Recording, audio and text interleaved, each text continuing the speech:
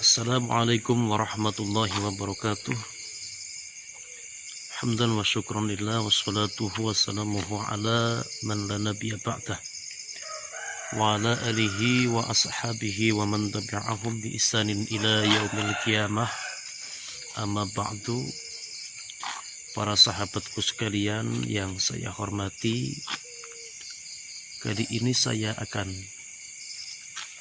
membahas sebuah keilmuan yang dipakai oleh beliau Ustadz Ujang Bustami Cirebon malam hari ini, yang pukulannya sungguh sangat luar biasa menumpas kedua pimpinan Padepokan.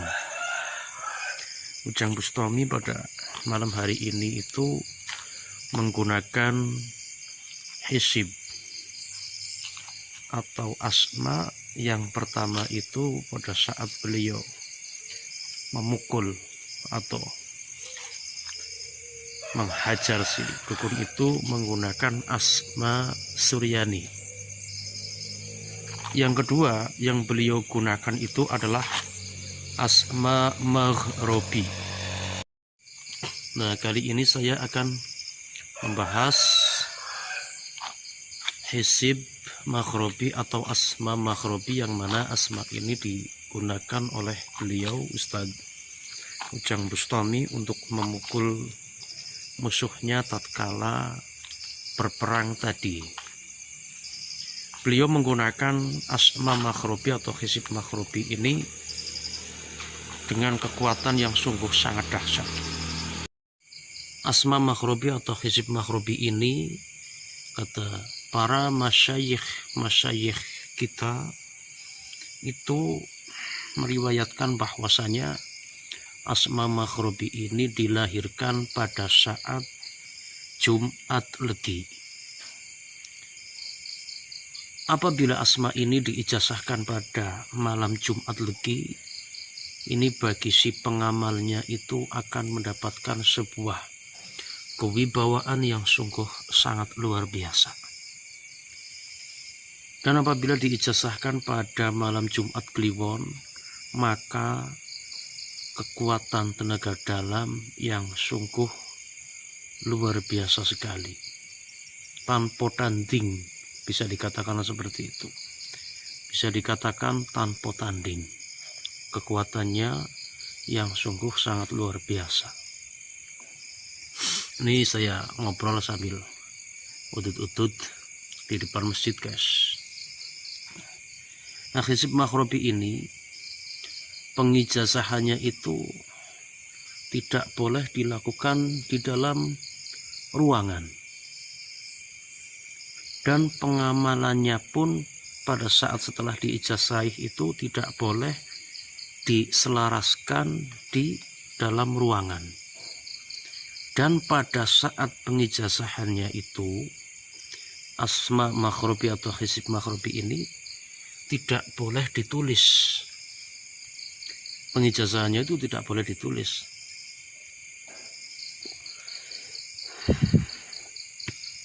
Karena apa? Kenapa tidak boleh ditulis? Karena untuk menjaga kewingitannya asma tersebut, karena untuk menjaga kekeramatannya asma atau hisib tersebut. Dan bunyi hisib tersebut itu adalah Allahumma sukma balhum fi syakiyal abun fartaqib innahum murtaqibun. Allahumma sukma balhum fi syakiyal abun fartaqib innahum murtaqibun. Kenapa pengijazahannya tidak bisa dilakukan di dalam ruangan? Karena asma ini energinya sungguh sangat luar biasa. Demi menjaga tidak terjadi benturan antara energi-energi yang ada di ruangan tersebut, maka pengijazahannya harus di luar ruangan, atau di lapangan, atau di sungai, yang pastinya itu telapak harus nampak ke bumi, dan kepala harus tembus langsung ke atas langit. Dan cara penyelarasannya itu sendiri yaitu dilakukan 8 malam. Kebanyakan itu 8 malam.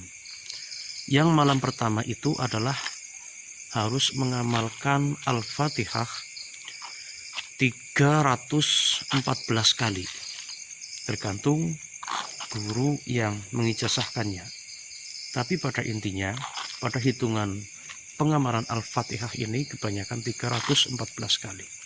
Untuk Nabi Muhammad, untuk Syekh Abdul Qadir dan Syekh Abil Hasan Syadzili, dan untuk kepada Syekh Jauhari Umar dan Kiai Haji Ishaq Al-Hafidh, terusan nama sang pengijazahnya siapa, terusan nama orang tua, dan nama kita sendiri. Bagi Anda yang ingin mendapatkan asma makhrobi atau hizib makhrobi ini,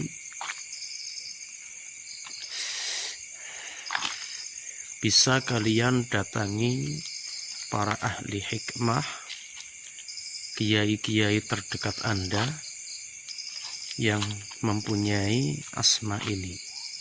Di dalam pengijazahan asma ini itu ada tingkat murid, ada tingkat mujiz atau tingkat mahaguru, dan ada tingkat mujizul mujiz.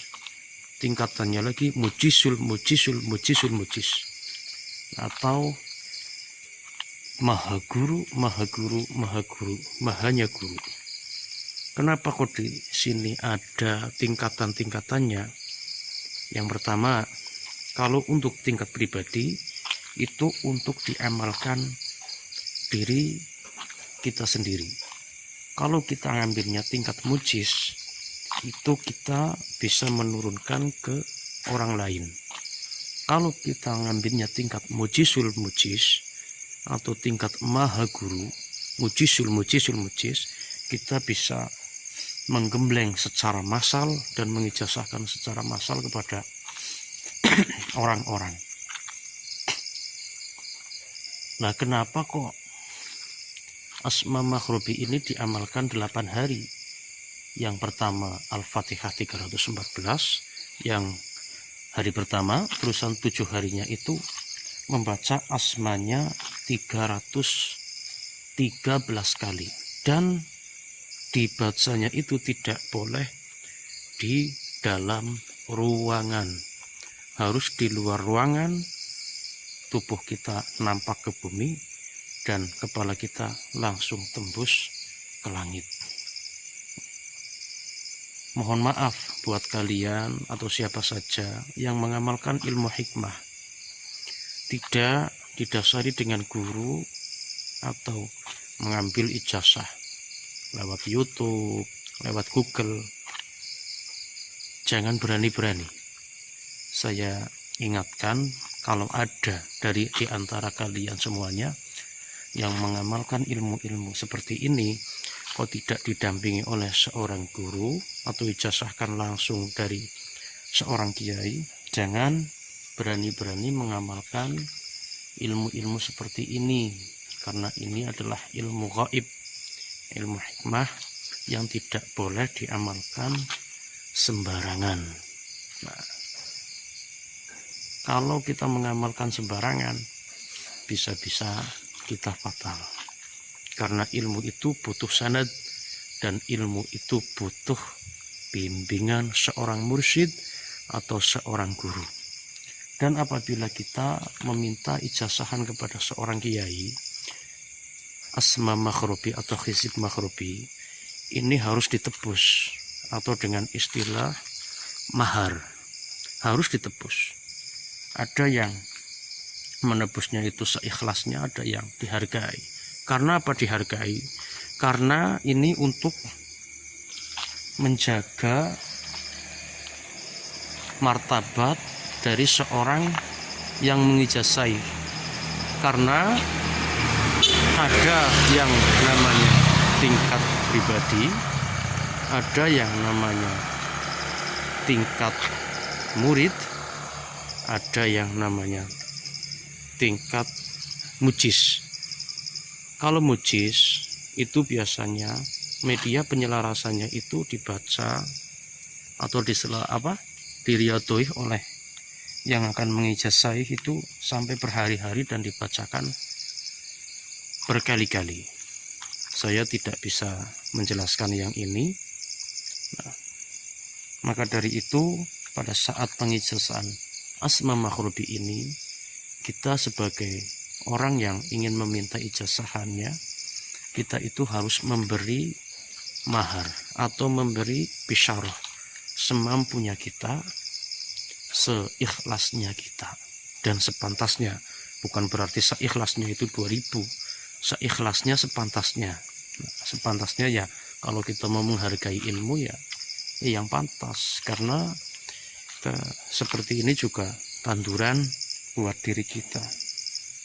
Siapapun yang mengamalkan ilmu ini, insya Allah dijaga zahir batinnya dan diberikan keselamatan di dalam darat, di dalam laut, dan di dalam udara. Dan asma ini sangat unik sekali, dan bagi Anda yang ingin tahu masalah faidah dari Asma Maghribi atau Hizib Maghribi, silahkan komen di kolom komentar di bawah ini. Sekian dulu dari saya. Assalamualaikum warahmatullahi wabarakatuh.